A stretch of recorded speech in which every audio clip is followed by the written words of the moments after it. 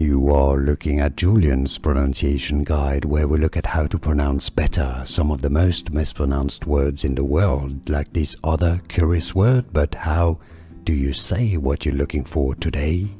We are looking at how to pronounce these names, as well as how to say more interesting but often confusing names that many get wrong, so make sure to stay tuned to the channel if you enjoy learning about correct pronunciations. Mika.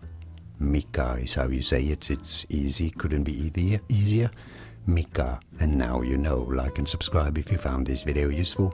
More videos for you here on how to pronounce more interesting names that get many people confused. I'll see you there to learn more. Thanks for watching.